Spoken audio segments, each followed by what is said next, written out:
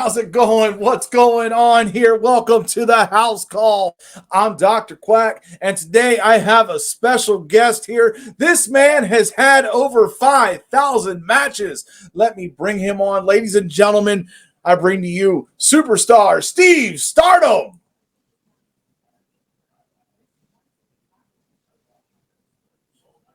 Hi, Steve. Can you hear me? Sir, How are we doing today? I can hear you just fine. We are Good. doing like a box of fluffy ducks, brother. All right. Yeah, I mean, you have been in this game for so long. How do you endure the 5,000 matches? That's a lot on a person's body.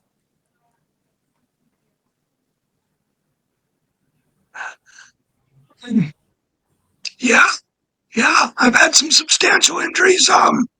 None I'm going to address here. Don't want any future opponents getting any inside knowledge, of course.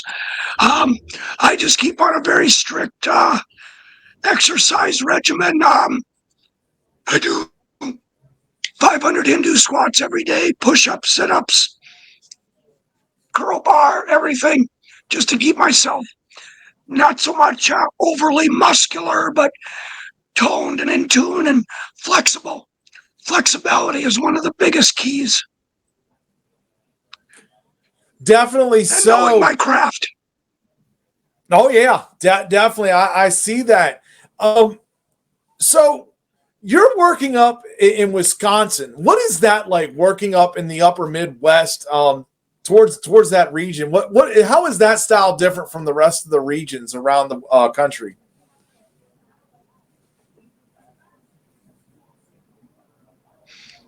Well, you got to understand.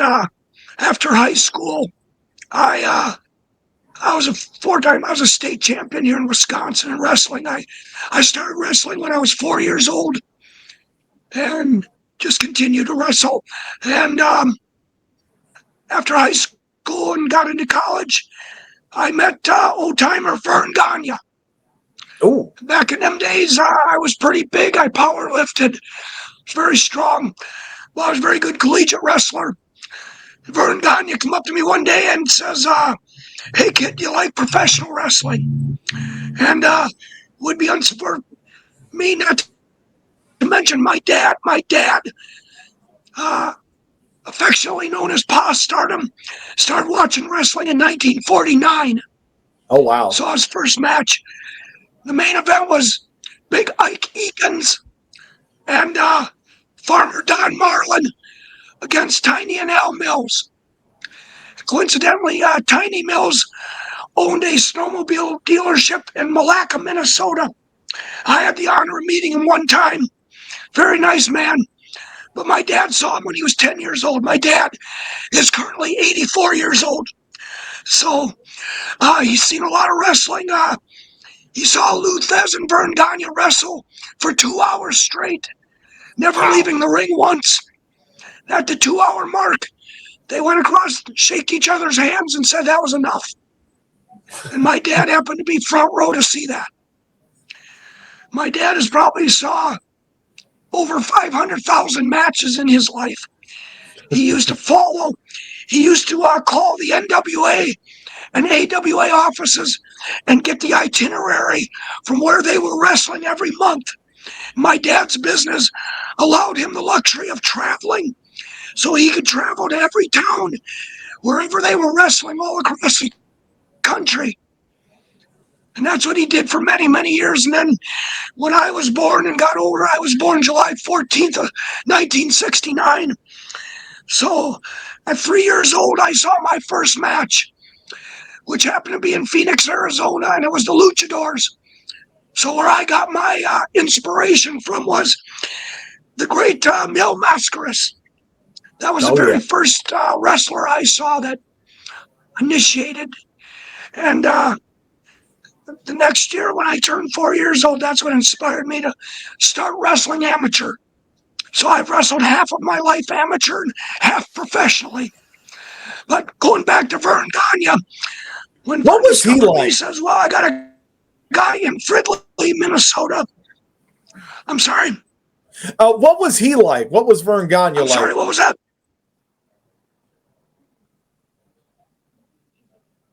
Well, he's very serious about his wrestling, very dedicated.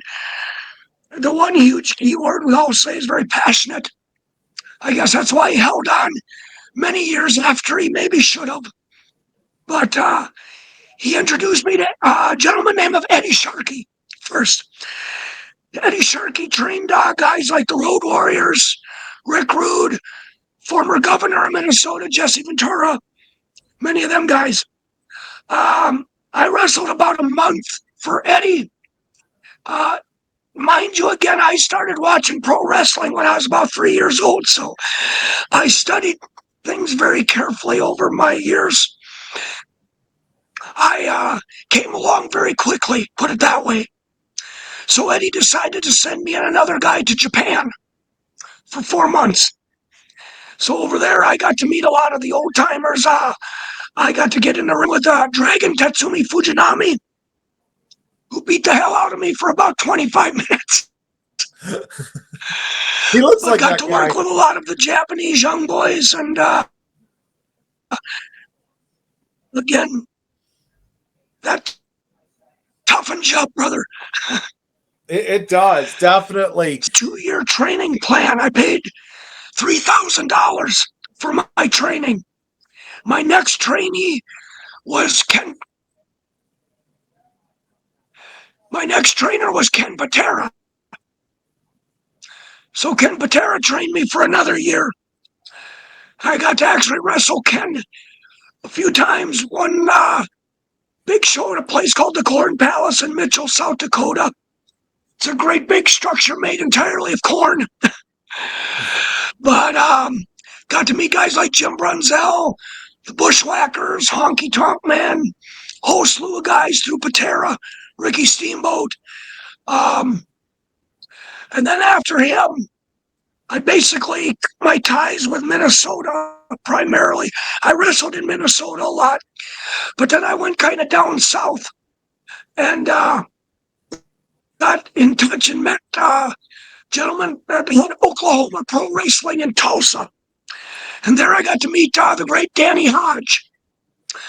So I stayed in Tulsa another 4 months and trained under Danny Hodge, which was years worth of experience right there training under him. So needless to say, I've had probably, and once in a blue moon, Cowboy Bill Watts would pop in. So I got to learn kind of under the learning tree with him as well. So yes, I had probably 4 of the very best trainers in the world to help train me. Yeah. But from there, back to Wisconsin, I got one first big break was wrestling and defeating Jim the Anvil Neidhart. And that was when there was no cell phones, there was no internet. That was more or less kind of word of mouth. But once word got out that I actually got a pinfall victory over Jim Neidhart, promoters all over started hearing about this. So my next big one was a gentleman named Don Basher in Indianapolis, Indiana. He took over Dick the Bruiser's promotion. And I got a call from him. We happened to be in Indianapolis.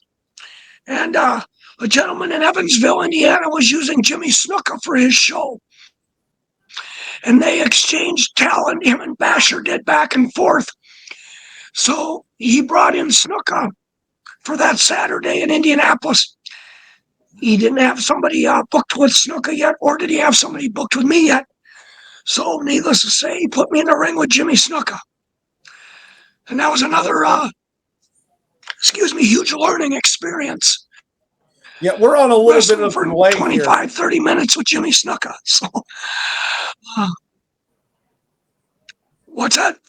We're on a little bit of a delay. I don't know if you can hear me I'm sorry, talking. go ahead.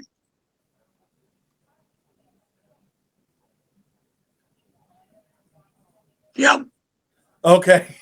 No, I was just I can trying hear you to. now. Okay, good. Yeah, because you have a potential APW title match over here, Baron Von Raschke's promotion. So something you're trying to do this weekend.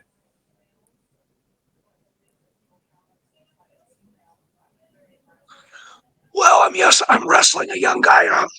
If you're familiar with Mr. Ken Anderson, Mr. Kennedy, um, he has a training school in Minneapolis. And, well, a couple months ago, I beat one of his rookies. Now he's sending down another one for me to teach a lesson to. But these victories are going to lead me closer and closer to the APW heavyweight title, which is currently held by a gentleman named Matthias from Minot, North Dakota. Good wrestler, big guy. But I've beaten big guys before. I beat a guy 500 pounds for the UIWA world title back in 2015 and knocked him out. So I'm not worried about size. Size don't mean anything. No matter how big somebody is, when they're flat on their back, I'm always bigger than they are. Definitely. So You know, Matthias is in my future. He would be my 27th. I'm sorry. Yeah, I was trying to get you there. What would you say the big difference between today's wrestling and wrestling when you started? What are the big differences?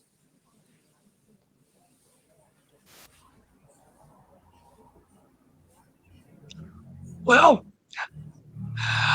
I'll use this analogy someone gave me years ago. When you're baking a cake and you leave out some of the ingredients, it's not a cake anymore.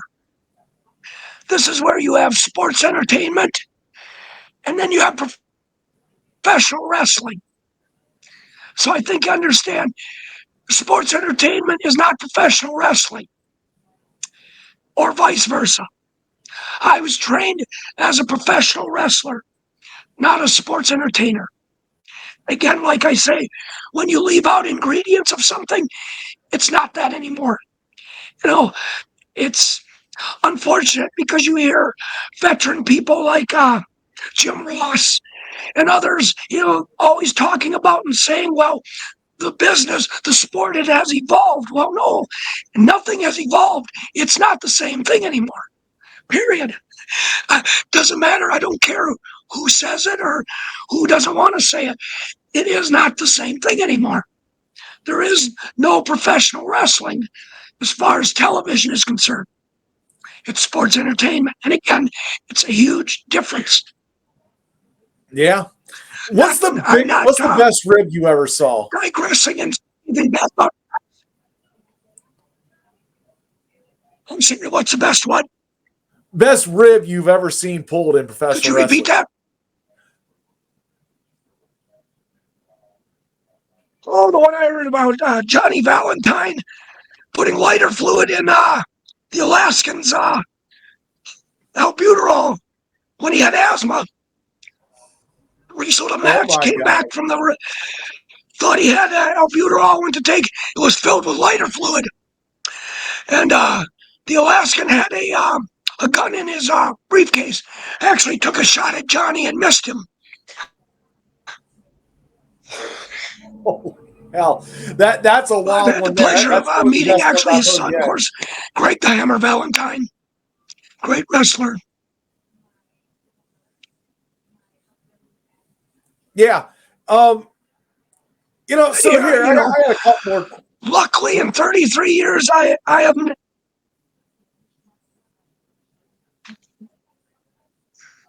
Okay. Yeah, go ahead. Go ahead. I'm sorry. It's delayed. No, that's all right, man. No, nobody's ever had the guts to pull a rib on me. But I have had, like, my gear stolen. I have very first gear I ever wore, $5,000 worth of gear stolen on me. So yeah, that, because I don't consider stealing someone's property a rib, but that has happened on a couple of occasions. Definitely. So, you've seen Sting and now he's officially announced his retirement. How do you feel about that? Like, do you have any favorite Sting moments? I just watched it. I met Sting in Atlanta, Georgia at the first Legends reunion. Me and my dad went down there for the weekend.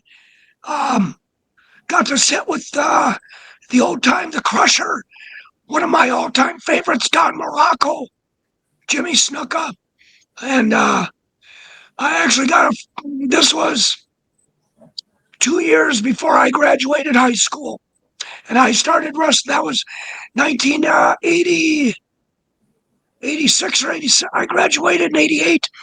That was 86. I actually got a picture of me hooking up with Sting. Again, a few years before I got into business myself. And I got pictures with Mick Foley, Terry Funk, different ones that were there. I got pictures of everybody. Got a picture with me and Lou Thez and Vern Gagne in between the both of them. My mentor years later. And I probably met and seen just about everybody in the business at some point in time. Never a day goes by where I don't watch or listen or read something about wrestling, whether it's back from 1905 or it's now. But Sting retiring, well, it's probably a good time for him to retire. I was hoping, when I watched it, I was hoping Flair would have laid that chop in a little harder, but what can I say? Definitely. So wrestling fans' expectations nowadays, how do you feel about that versus when you were like first wrestling?